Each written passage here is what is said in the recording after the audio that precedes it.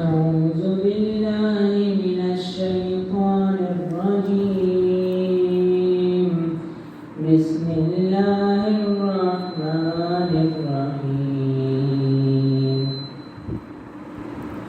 يسألونك عن الأهلة قل هي مواقيت للناس والحج وليس البر بأن تأتوا البيوت من أبوابها ولكن البر من اتقى وأتوا البيوت من أبوابها واتقوا الله لعلكم تفلحون وقاتلوا في سبيل الله الذين يقاتلونكم ولا تعتدوا إن الله لا يحب المعتدين واقتلوهم حيث ثقفتموهم وأخرجوهم من حيث أخرجوكم والفتنة أشد من القتل ولا تقاتلونهم عند المسجد الحرام حتى يقاتلوكم فيه فإن قاتلوكم فاقتلوهم كذلك جزاء الكافرين فإن انتهوا فلا عدوان إلا على الظالمين الشهر الحرام بالشهر الحرام والحرمات قصاص فمن اعتدى عليكم فاعتدوا عليه بمثل ما اعتدى عليكم واتقوا الله واعلموا أن الله مع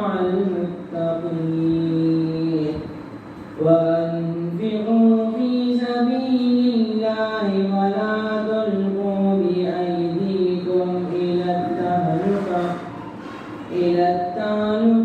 وأحسنوا إن الله يحب المحسنين صدق الله العظيم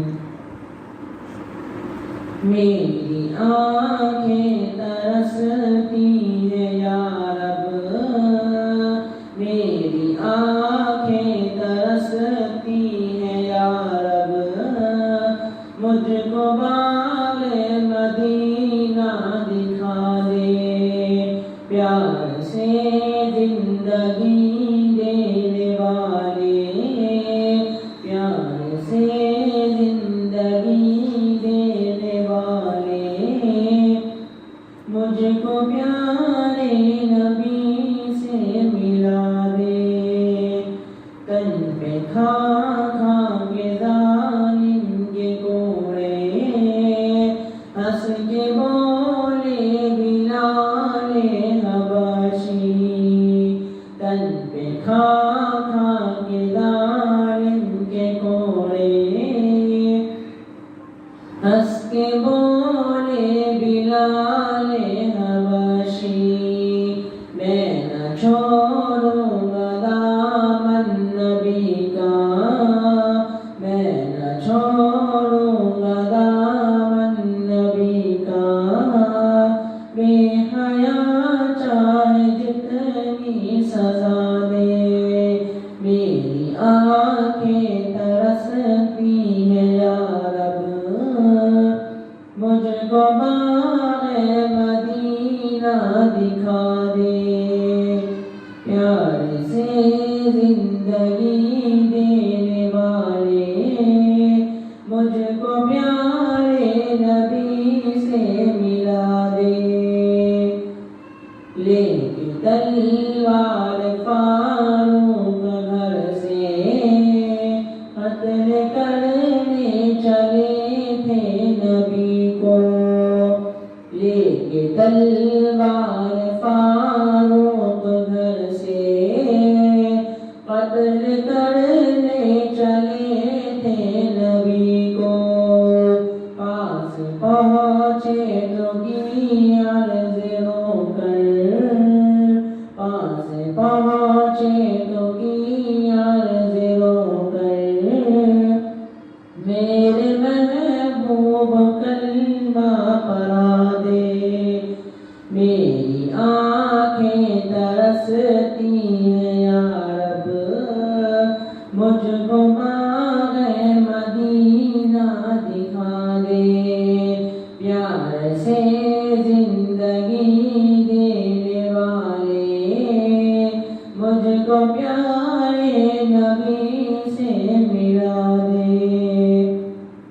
کربلا میں حسین ابن حیدر حق سے فرمایا خون میں نہا کر، کربلا میں حسین ابن حیدر حق سے فرمایا خون میں نہا کر، تاجداری یتیموں کو دے کر مجھ کو جام شہادت پلا دے، تاجداری یتیموں کو دے کر مجھ کو جام شہادت پلا دے، میری آنکھیں ترستی ہے یا رب مجھ کو باغ مدینہ دکھا دے، پیار سے زندگی دینے والے مجھ کو پیارے نبی سے ملا دے۔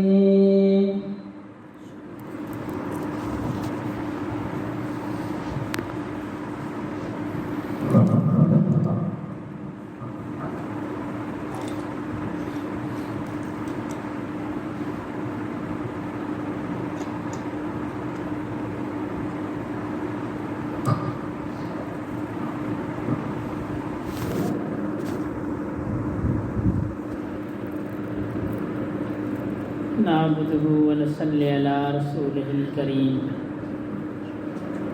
أما بعد، أعوذ بالله من الشيطان الرجيم، بسم الله الرحمن الرحيم، قال الله تعالى في القرآن المجيد، فمن زحزح عن النار وأدخل الجنة فقد فاز وما الحياة الدنيا إلا متاع الغرور، وقال النبي صلى الله عليه وسلم المرء مع من أحب، وقال النبي صلى الله عليه وسلم إنما الأعمال بالنيات، أو كما قال عليه الصلاة والسلام۔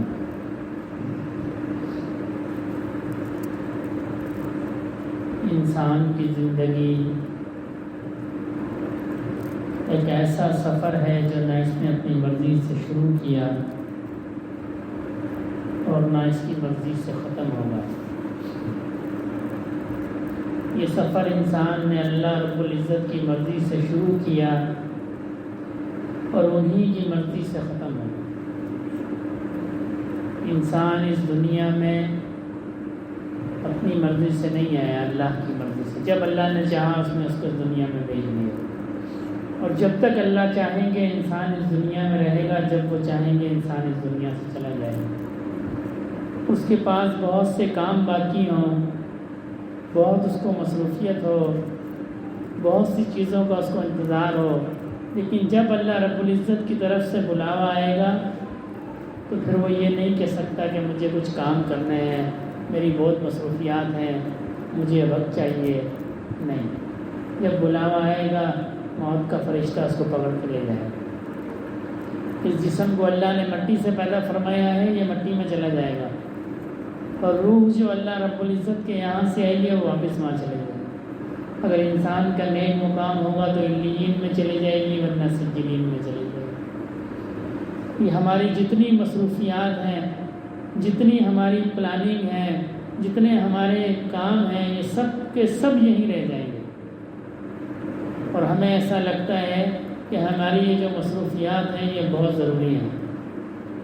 اگر ہم ان مصروفیات کو نہیں کریں گے، ان کاموں کو نہیں کریں گے تو پتہ نہیں کیا ہو جائے گا، اور جب موت کا فرشتہ آئے گا سب مصروفیات ختم ہو جائیں گی، اور ان کے مصروفیات سے کسی کو کوئی نقصان بھی نہیں ہوگا۔ نہ دنیا کی گردش رکے گی، نہ صبح و شام بند ہوں گے، کوئی چیز ختم نہیں ہوگی، ہر چیز اپنی جگہ پہ چلتی رہے گی۔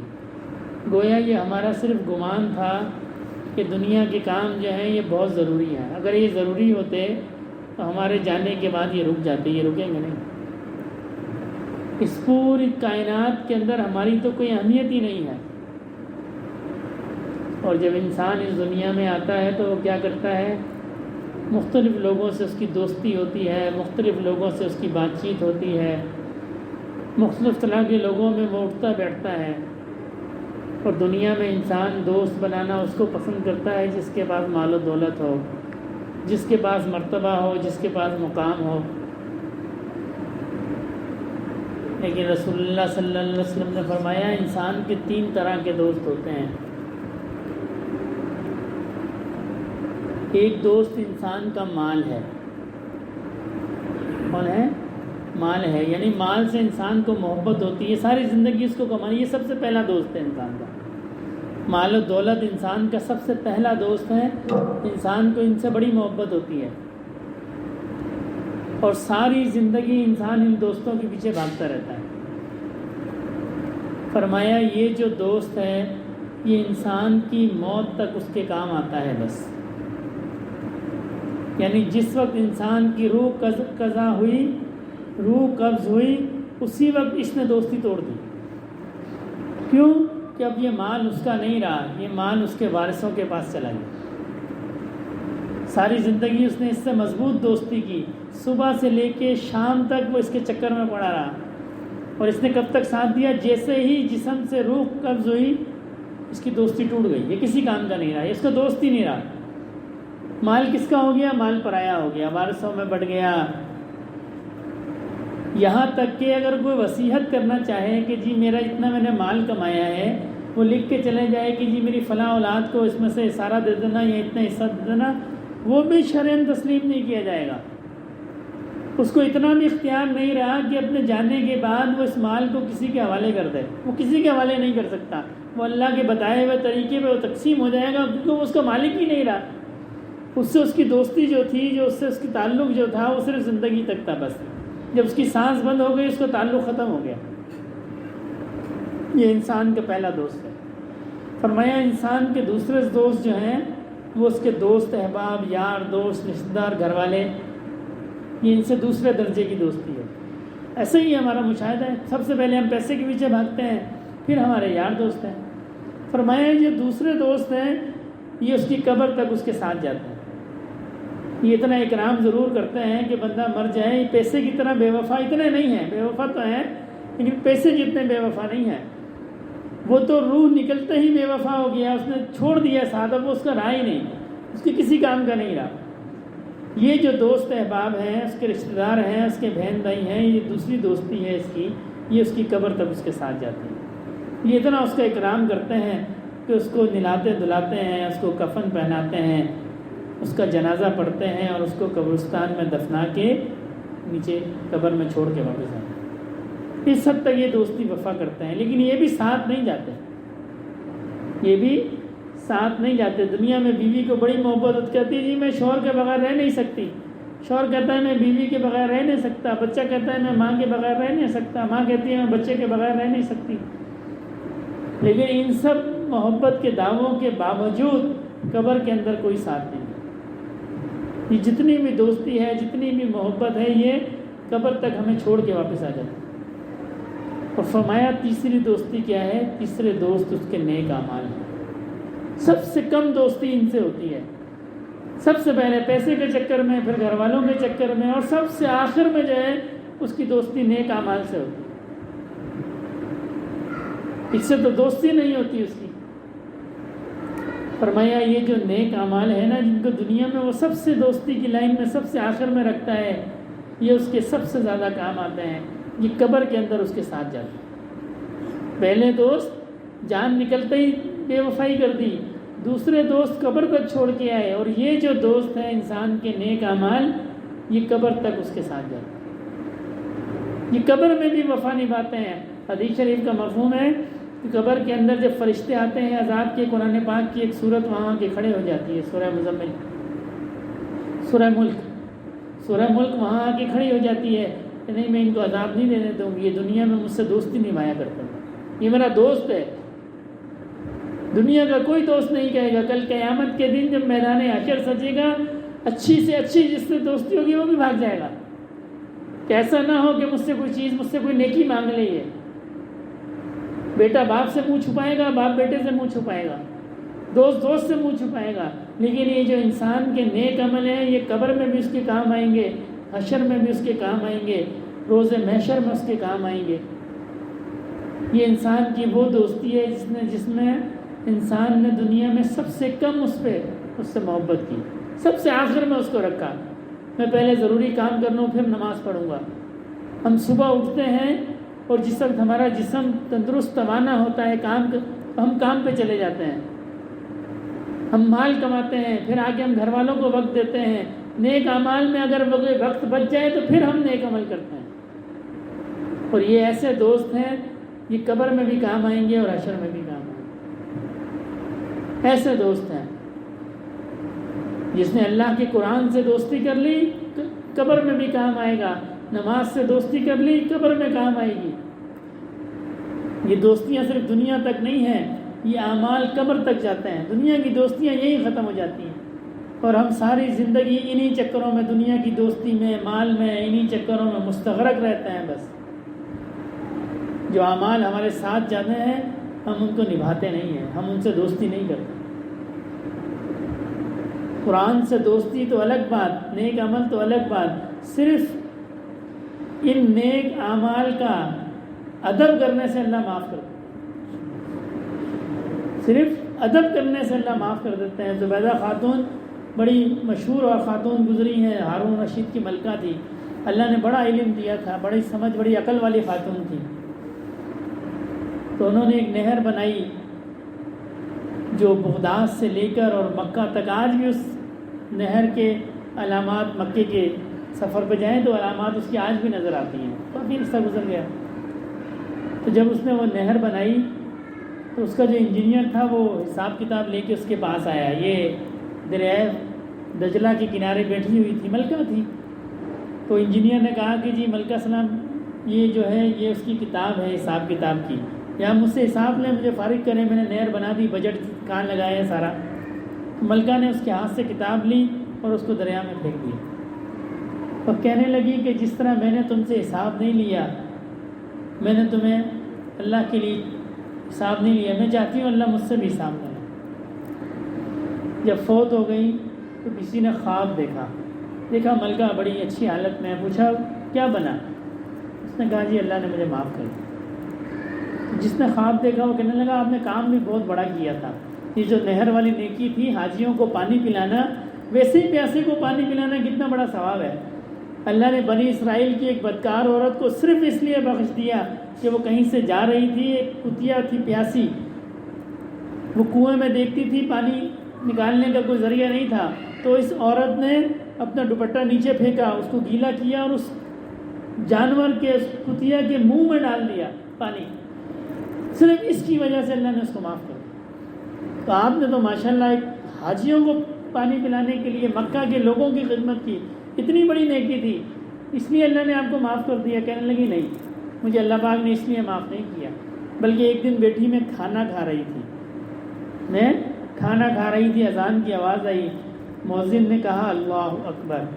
اذان دیتے ہیں نا اللہ اکبر، اللہ سب سے بڑے ہیں، اللہ سب سے بڑے ہیں. دنیا میں جو چودھری ہے، جو سردار ہے، جو خان ہے، سب سے بڑے کون ہیں؟ اللہ ہیں.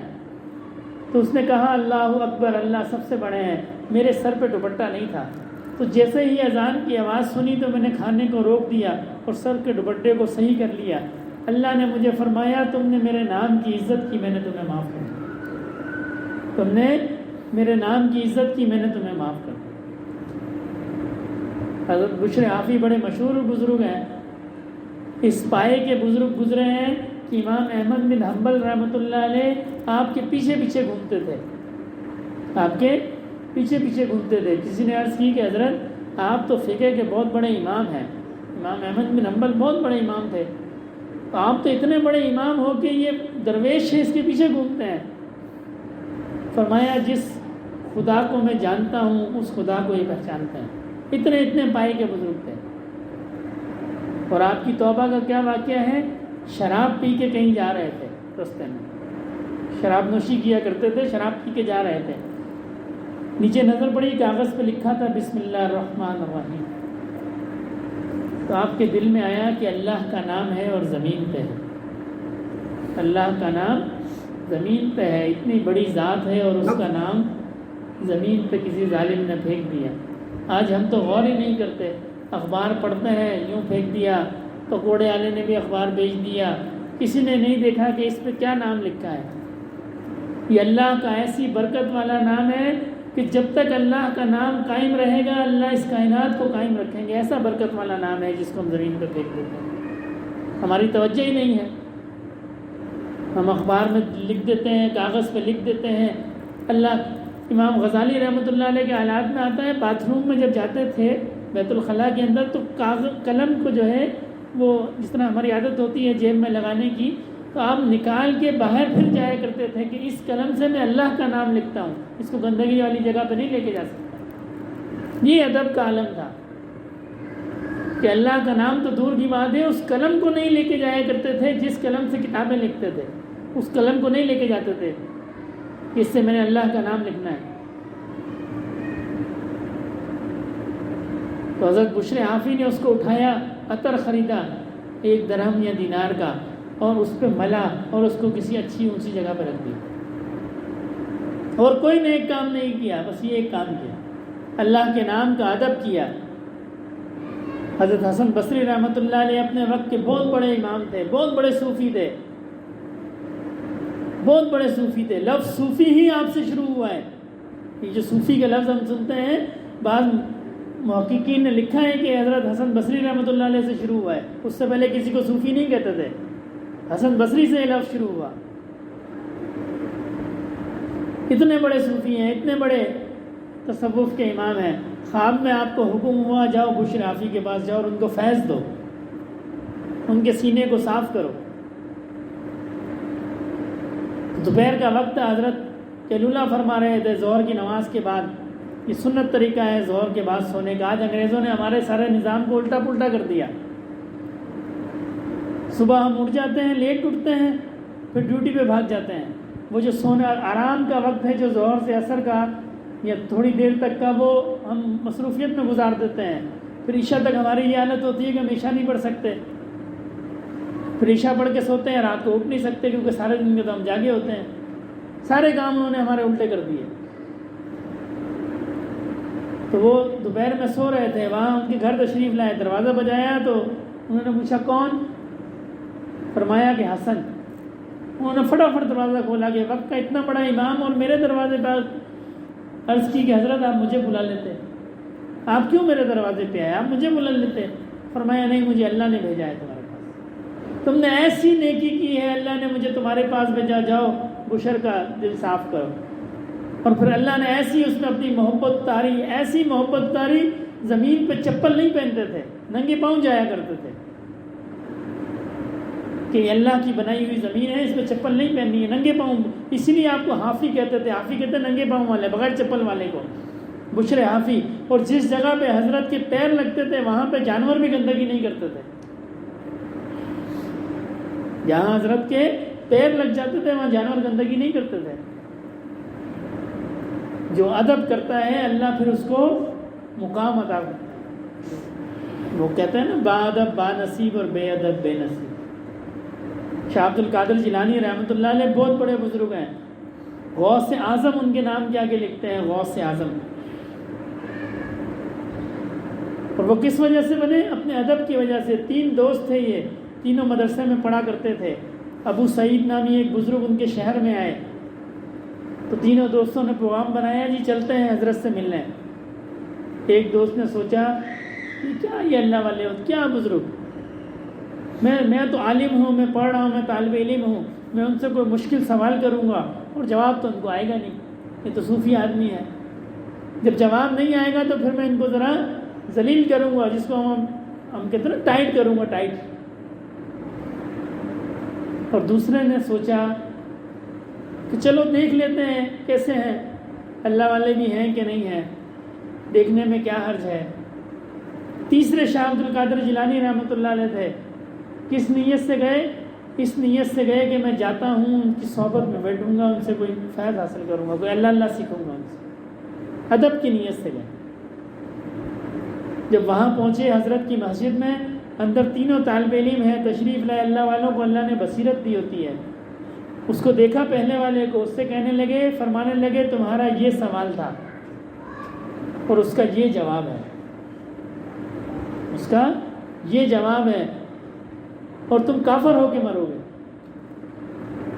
تم کافر ہو کے مرو گے۔ جو اللہ والوں کو چھیڑتے ہیں نا،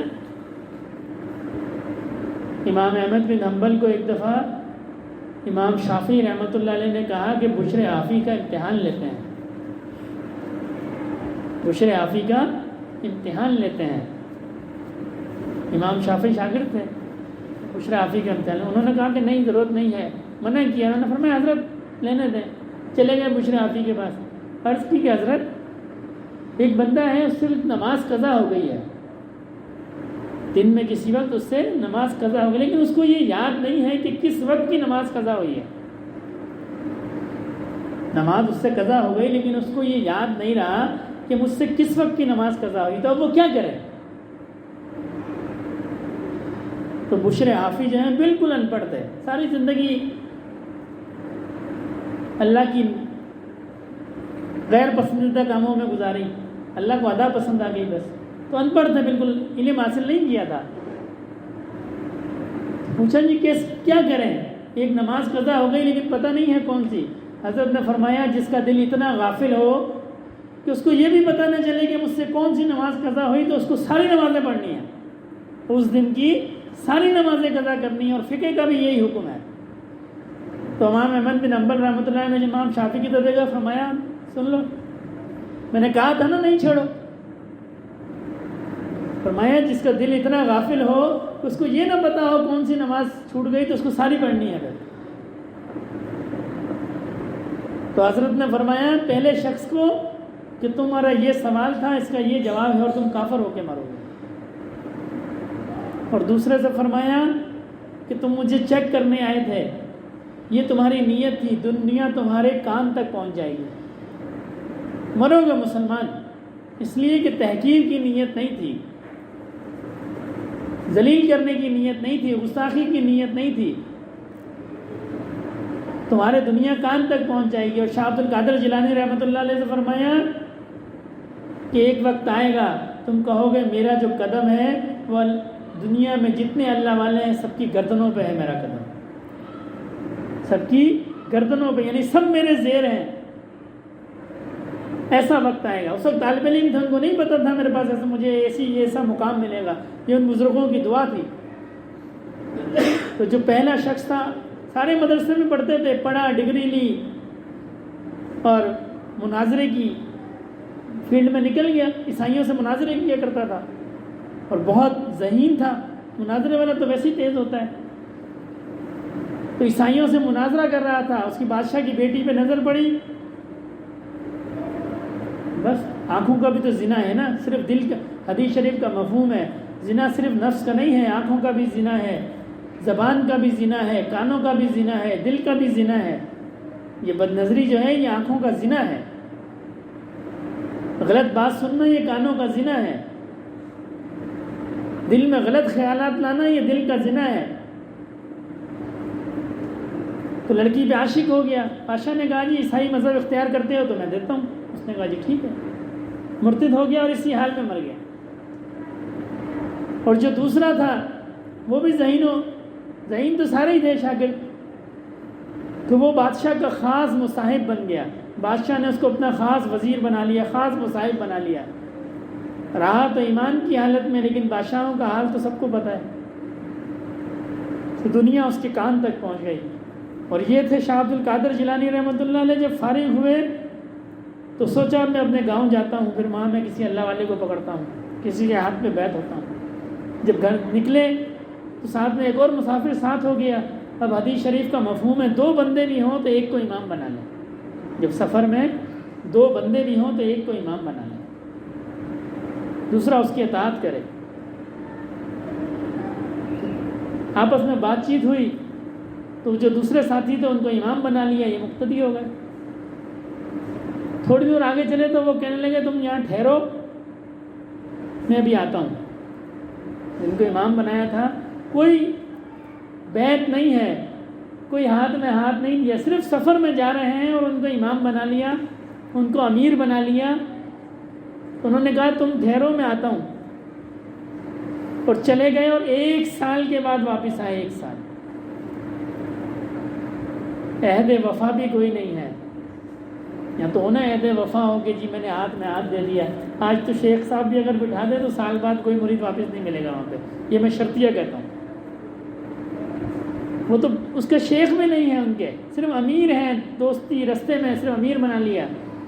جب سال کے بعد واپس آئے ہیں وہ دیکھا، کہنے لگا اچھا تم ابھی تک یہیں بیٹھے ہو؟ انہوں نے کہا جی آپ بٹھا کے گئے تھے، درخت کے پتے کھا لیتا ہوں، قضائے حاجت کے لیے چلے جاتا ہوں، وضو بنا کے نماز پڑھ لیتا ہوں، اور میرا کیا کام ہے؟ کہنے لگے اچھا. وہاں سے اٹھایا، دوسرے درخت کے نیچے بٹھا دیا، یہاں بیٹھ جاؤ پھر آتا ہوں. پھر 1 سال کے بعد پھر واپس آئے، کہنے لگے ابھی تک یہیں ہوں؟ انہوں نے کہا جی یہیں ہوں. تیسرے درخت کے نیچے بٹھا دیا. 3 سال کے بعد انہوں نے کہا کہ میں خضر علیہ السلام ہوں، میں خضر ہوں. میں کون ہوں؟ میں خضر ہوں. تمہاری تربیت پوری ہو گئی. پھر سینے سے لگایا، پھر فیض دیا، پھر ان کو کسی کی ضرورت نہیں پڑی. 3 سال آسان کام نہیں ہے، 1-2 دن کی بات نہیں ہے، 3 سال کی بات ہے. پھر اللہ نے کیسا مقام دیا، اور یہ ان بزرگوں نے پہلے ان کو بتا دیا. ایسا حضرت کا روح و جلال تھا. آپ کے بارے میں روایات میں آتا ہے، قبر کے اندر منکر نکیر نے پوچھا کہ من ربو کا،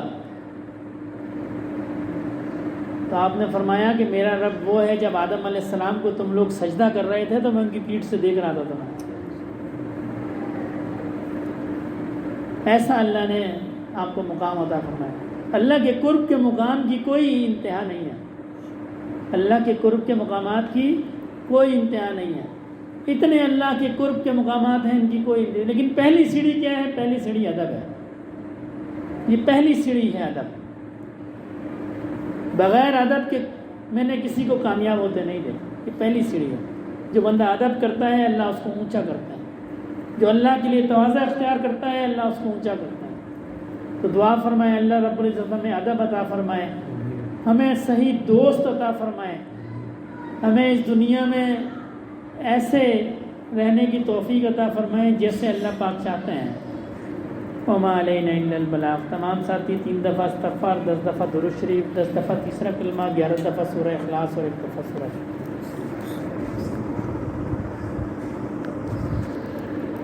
استغفر اللہ ربی من کل ذنب.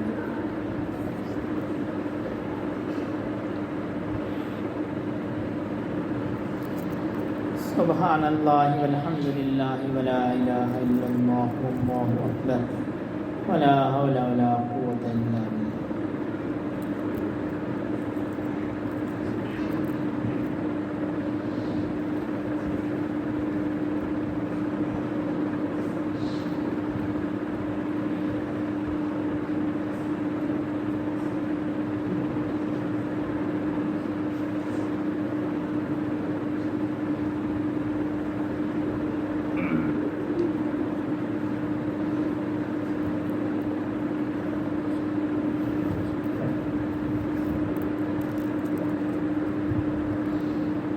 قل هو الله احد الله الصمد لم يلد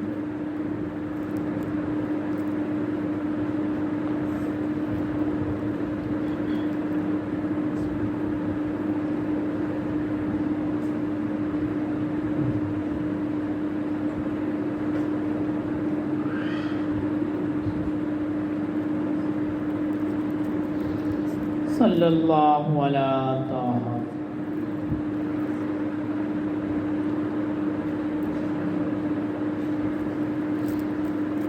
الحمد للہ رب العالمین الرحمن الرحیم مالک یوم الدین ایاک نعبد و ایاک نستعین اهدنا الصراط المستقیم صراط الذین انعمت علیہم غیر المغضوب علیہم ولا الضالین. الحمد للہ رب العالمین والصلاة والسلام علی سید المرسلین. یا اللہ پاک جو پڑھا گیا اس کا ثواب نبی کریم صلی اللہ علیہ وسلم کی بارگاہ عالیہ میں پیش فرمائیے. آپ کے طفیل جملہ صحابہ کرام سلسلہ عالیہ نقشبندیہ کے جملہ شیوخ و اعظام خصوصاً میرے دادا رحمۃ اللہ علیہ کے نام اعمال میں داخل فرمائیے۔ یا اللہ پاک اس کا ثواب جملہ مسلمان مردوں اور عورتوں زندہ اور مردہ سب کے نام اعمال میں داخل فرمائیے۔ اللہم صلی علی سیدنا مولانا محمد صلاۃ تنجینا بہا من جمیع الاحوال والآفات وتقضی لنا بہا جمیع الحاجات وتطہرنا بہا من جمیع السیئات وترفعنا بہا عند اعلی الدرجات وتبلغنا بہا اقصى الغایات من جمیع الخیرات فی الحیاۃ وبعد الممات انک علی کل شیء قدیر۔ سبحان ربک رب العزۃ عما یصفون وسلام علی المرسلین والحمد للہ رب العالمین آمین برحمتک۔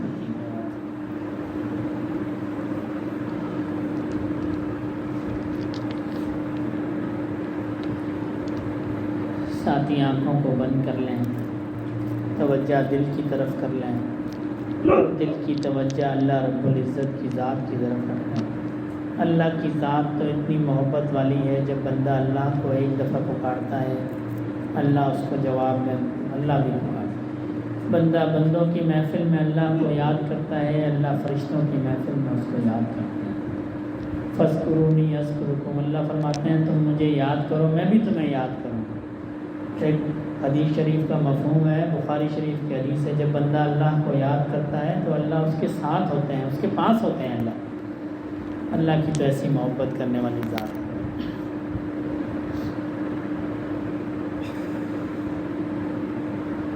تھوڑی دیر مراقبہ ہوگا، بس اس میں ایسا دھیان رہے کہ میں اللہ کے سامنے ہوں، شاید یہ اللہ پاک اس کو قبول فرما لیں، ہمیں بھی اپنے ذاکرین کی فہرست میں شامل فرما لیں۔ نہ ارد گرد کا دھیان رکھیں برابر میں کون ہے کیا کر رہا ہے، بس میں ہوں اور میرے اللہ ہیں، میں اللہ کی یاد میں گم ہوں، اللہ کے سامنے ہوں۔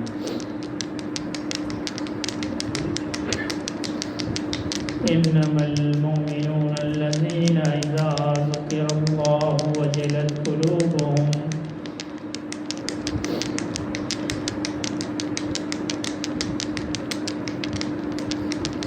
وَإِذَا تُلِيَتْ عَلَيْهِمْ آيَاتُهُ زَادَتْهُمْ إِيمَانًا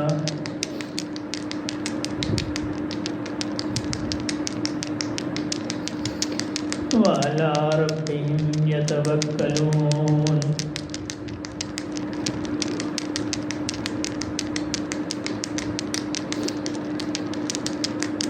الَّذِينَ يُقِيمُونَ الصَّلَاةَ وَمِمَّا رَزَقْنَاهُمْ يُنْفِقُونَ۔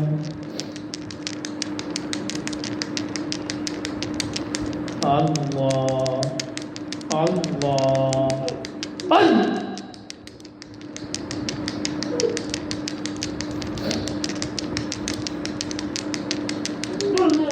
ذکر گو تا تیرا جانست، پاکیے دل سے ذکر رحمانست، مومنان ذکر خدا بسیار گو،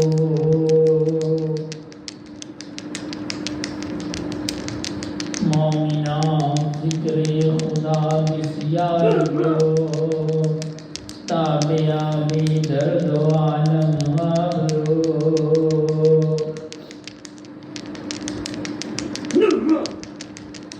ذکر حق آمد غذائی روح را،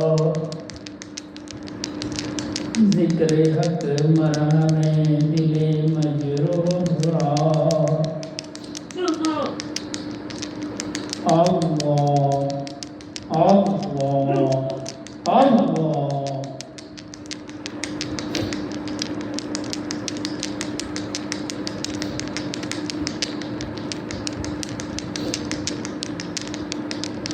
نہ دنیا سے نہ دولت سے نہ گھر آباد کرنے سے،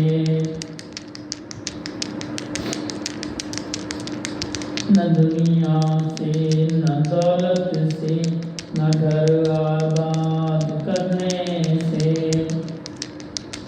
سکون دل کو ہوتا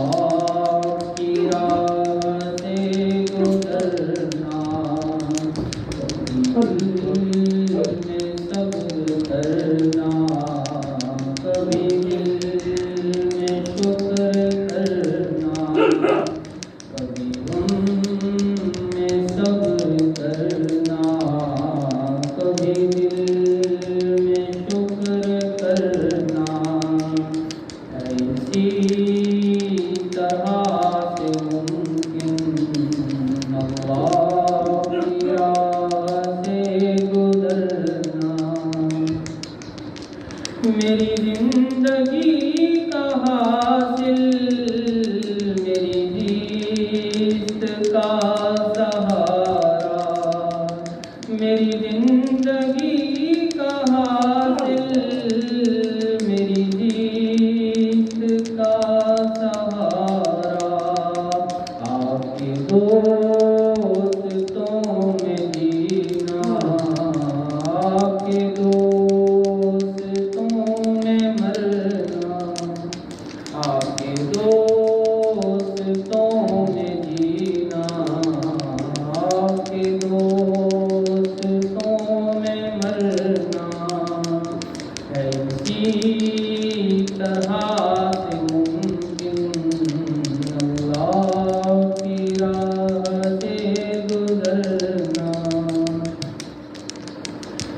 ہر خطا پہ رونا ہے یہی میری تلافی، میرا ہر خطا پہ رونا ہے یہی میری تلافی، آپ کی رحمتوں کا صدقہ میرے جرم معاف کرنا، آپ کی رحمتوں کا صدقہ میرے جرم معاف کرنا، ایسی طرح سے ممکن اللہ کی راہ سے گزرنا، میرے شیخ کی جو نسبت ہو گئی ہے حاصل، میرے شیخ کی جو نسبت ہو گئی اسے آ گیا ہے جینا، اسے آ گیا ہے مرنا، اسے آ گیا ہے جینا، اسے آ گیا ہے مرنا، ایسی طرح سے ممکن اللہ کی راہ سے گزرنا، کبھی غم میں صبر کرنا، کبھی دل میں شکر کرنا،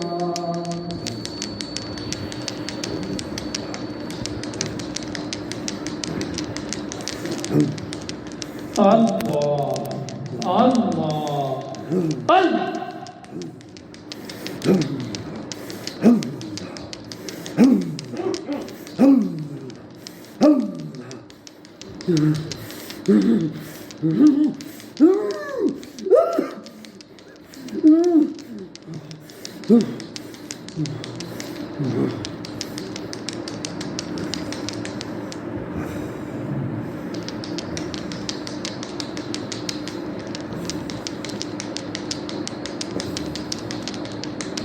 آپ کی آستا پہ آئے،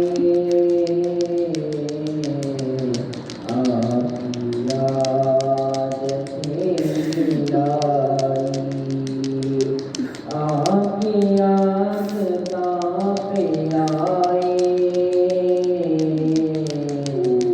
آپ کی یاد سے ملائی،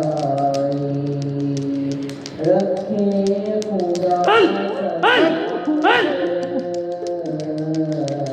آپ کی در سے آشنائی، رکھے خدا سلامت آپ کی در سے آشنائی، آپ کی گلی کے پھیرے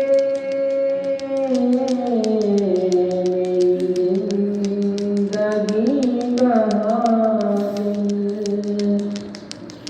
آپ کی گلی کے پھیرے زندگی کا حاصل، آپ کے در سے آشنا ہوں، یہ میری پارسائی، آپ کے در سے آشنا ہوں، یہ میری پارسائی، میں کبھی جو ڈگمگایا، میں کبھی جو لڑکھڑایا، میں کبھی جو ڈگمگایا،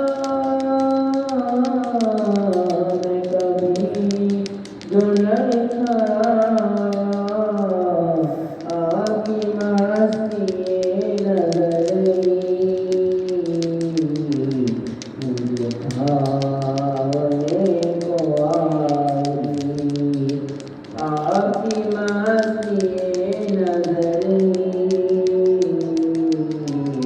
مجھے کھانے کو آئی.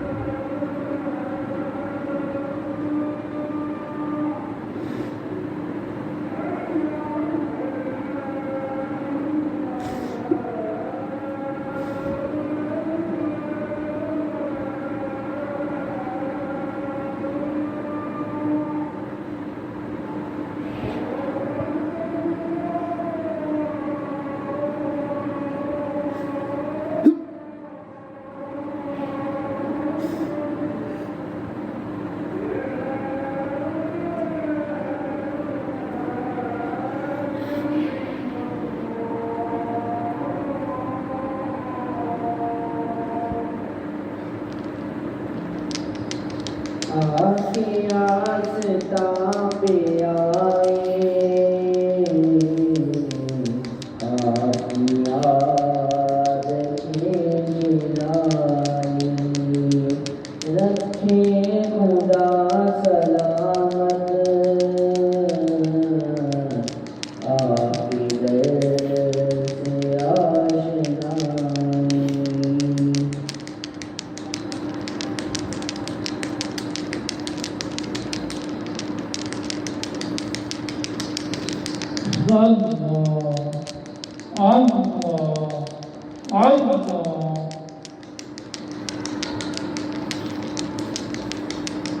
جوانی لگانے کی دنیا نہیں ہے یہ برت کی راہیں تماشا نہیں ہے جہاں میں برت کے ہر سو نمونے مگر تجھ کو اندھا کیا رنگوں میں زمین سے بھی دیکھا تو نے جو معمول تھے وہ محل اب سونے جوانی لگانے کی دنیا نہیں ہے یہ برت کی راہ ہے تماشا نہیں ہے.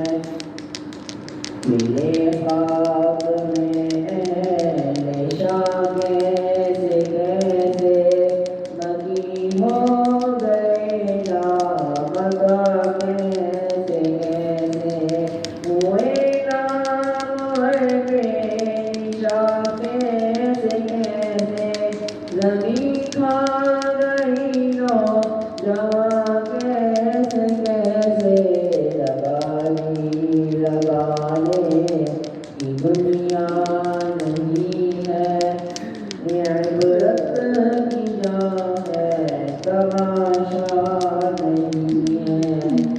یہ پہلے بچپن میں برسوں کھلایا، جوانی نے پھر تجھے کو مجنوں بنایا، بڑھاپے نے پھر آگے کیا کیا ستایا، اجل تیرا کر دے گی بالکل صفایا، لگا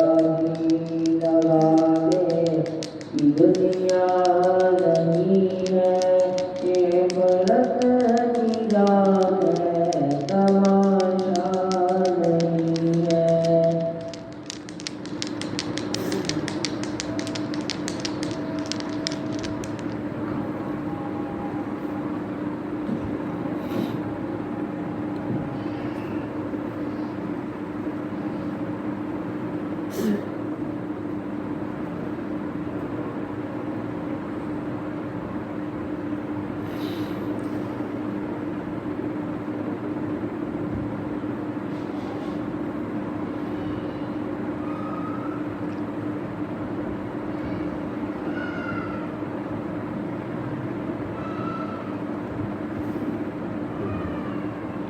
ان کو دل میں بسا لیا ہم نے، اپنے دل کو بنا لیا ہم نے، ان کو دل میں بسا لیا ہم نے، اپنے دل کو بنا لیا ہم نے، ان کے دامن سے ہو کے وابستہ،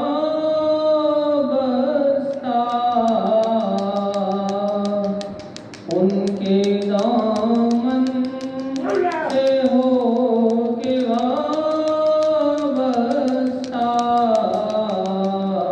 سب سے دامن چھڑا لیا ہم نے، سب سے دامن چھڑا لیا ہم نے، ان کے نقش قدم پہ چل کر، ان کے نقش قدم پہ چل کر،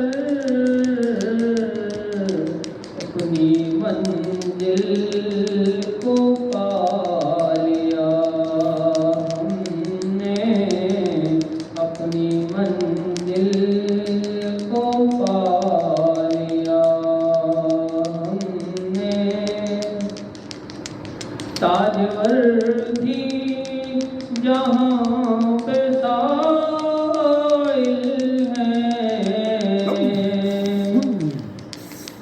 تاجور تھی جہاں پہ سائل ہیں، ایسا دربار پا لیا ہم نے، ایسا دربار پا لیا ہم نے، ان کا ملنا سکندر ایسا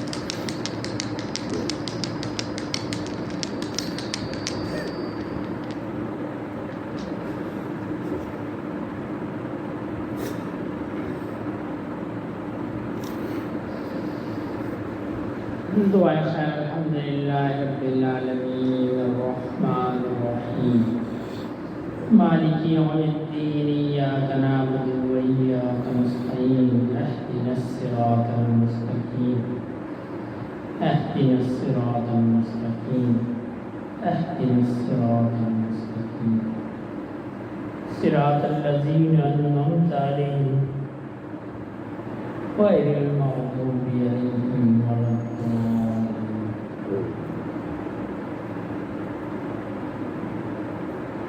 ربنا ظلمنا انفسنا وان لم تغفر لنا وترحمنا لنكونن من الخاسرين ربنا لا تؤاخذنا ان نسينا واخطانا ربنا ولا تحمل علينا إصرا كما حملته على الذين من قبلنا ربنا ولا تحملنا ما لا طاقة لنا به واعف عنا واغفر لنا وارحمنا أنت مولانا فانصرنا على القوم الكافرين ربنا لا تزغ قلوبنا بعد إذ هديتنا وهب لنا من لدنك رحمة إنك أنت الوهاب ربنا هب لنا من أزواجنا وذرياتنا قرة أعين واجعلنا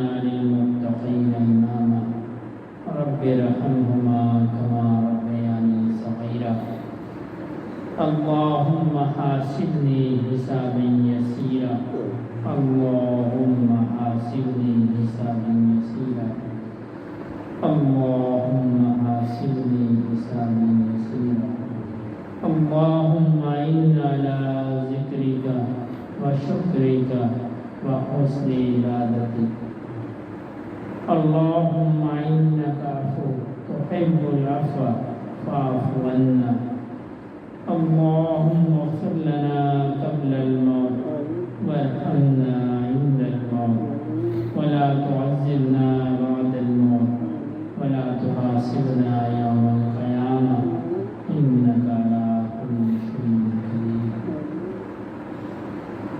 یا اللہ پاک اپنی رضا والی زندگی عنایت فرمائیے یا اللہ پاک رضا کی حالت میں موت عطا فرمائیے یا اللہ پاک جو گناہ ہو گئے ہیں ان کو معاف فرمائیے یا اللہ پاک ظاہری گناہ ہوں یا خفیہ گناہ ہوں اپنے فضل سے سب کو معاف فرمائیے یا اللہ پاک ہماری عبادات کو قبول فرمائیے یا اللہ پاک ہماری عبادات میں اخلاص نصیب فرمائیے یا اللہ پاک میں ٹوٹی پھوٹی جیسی بھی باتیں ہیں اور اپنے فضل سے قبول فرمائیے یا اللہ پاک جو بیمار ہیں ان کو تندرستی عطا فرمائیے جو تندرست ہیں ان کی تندرستی کو دور فرمائیے جو اولاد کی نعمت سے محروم ہیں ان کو نیک صالح اولاد عطا فرمائیے یا اللہ پاک جو اولاد نرینہ کی نعمت سے محروم ہیں ان کو نیک صالح وارث عطا فرمائیے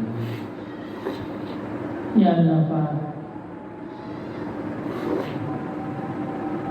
ہم پر فضل فرمائیے ہم پر رحم فرمائیے نبی کریم صلی اللہ علیہ وسلم کی امت پر رحم فرمائیے یا اللہ پاک جہاں جہاں مسلمان مظلومیت کی زندگی گزار رہے ہیں یا اللہ پاک اپنے فضل سے ان کو قوی فرمائیے ان کی نصرت فرمائیے اللہم صلی علی سیدنا مولانا محمد صلاة تنجینا بها من جميع الأهوال والآفات وتقضي لنا بها جميع الحاجات وتطهرنا بها من جميع السيئات وترفعنا بها عند أعلى الدرجات وتبلغنا بها أقصى الغايات من جميع الخيرات في الحياة وبعد الممات إنك على كل شيء قدير سبحان ربك رب العزة عما يصفون وسلام على المرسلين والحمد لله رب العالمين